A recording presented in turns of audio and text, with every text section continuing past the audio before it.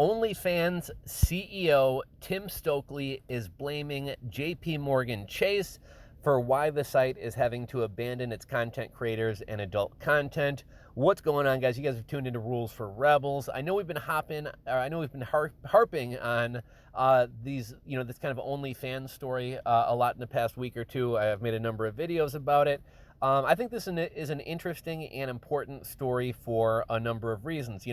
For years, there have been a lot of platforms that have tried to compete with YouTube and other mainstream social media sites, and most have failed. And here, even though, OnlyFans is very niche, granted it's in the adult category, here you have a site that seemingly came out of nowhere and has been able to compete with other social media sites.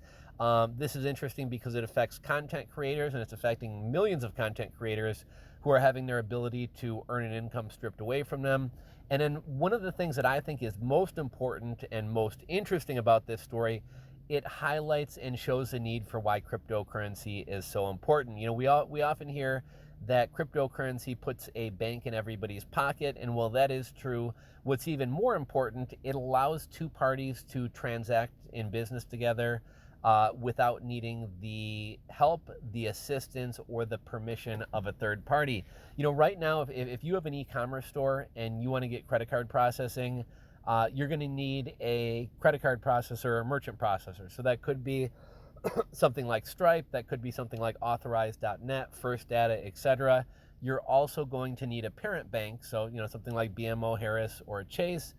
You're also going to need a payment gateway, which is something like To Checkout, Authorize.net. And then you also need the permission of Visa, MasterCard, American Express, Discover.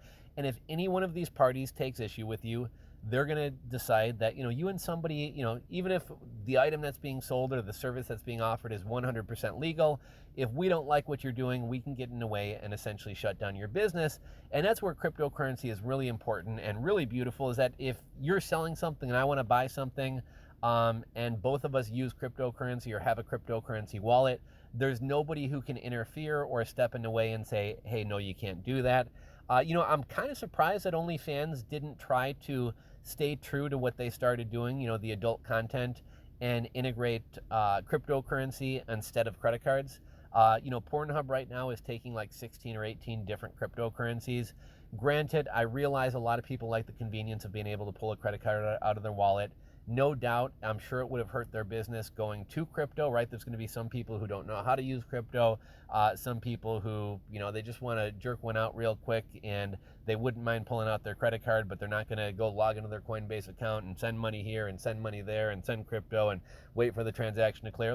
No doubt that it would have affected their business to some extent, but I'm surprised that they didn't. So I've heard rumors that OnlyFans is rolling out something called OnlyFans TV. It's going to be a free video streaming service. It's going to target topics like fitness and cooking channels, and it's basically just going to be a competitor to YouTube. I'm surprised OnlyFans didn't roll out that service. Keep OnlyFans exactly what it is, an adult site, and utilize cryptocurrency. But OnlyFans CEO Tim Stokely is blaming not only banks in general, but specifically JP Morgan as being especially aggressive in kind of going after their site. So this article comes to us from The Wrap, and it's titled OnlyFans CEO Blames Banks for Forcing Unfair Porn Ban. OnlyFans CEO Tim Stokely on Tuesday said the subscription platform's recent ban on porn is due to unfair treatment from banks. Stokely, in an interview with Financial Times, said OnlyFans had no choice other than banning explicit sexual content because its banking partners would routinely point to reputational risk and refuse their business. And here's what's interesting about this, right?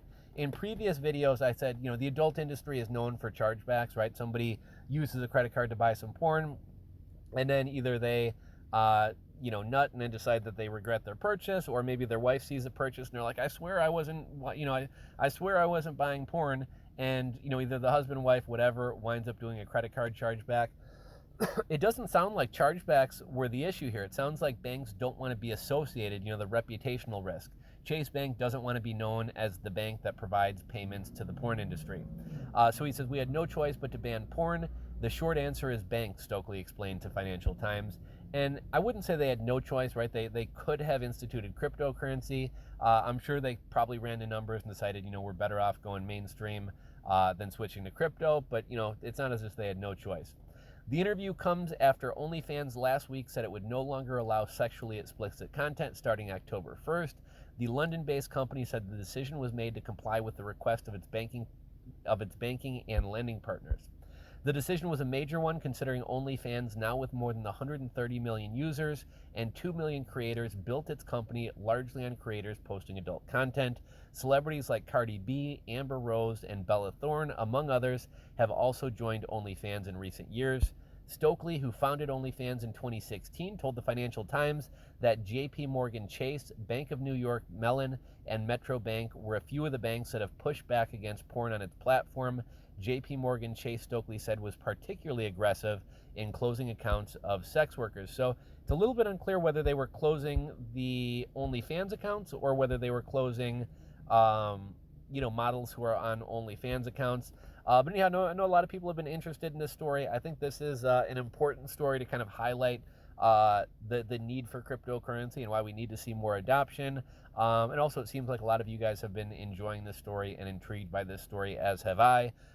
So that's kind of the latest on this. I have been meaning to kind of dig into this whole OnlyFans TV thing that's coming out and find out a little bit more about that. And if I can find anything, I'll come back and make a video about that as well. If you guys enjoyed today's video, give it a thumbs up. If you're not subscribed to the channel, click that subscribe button down below, ring the bell, and we'll catch you on the next video.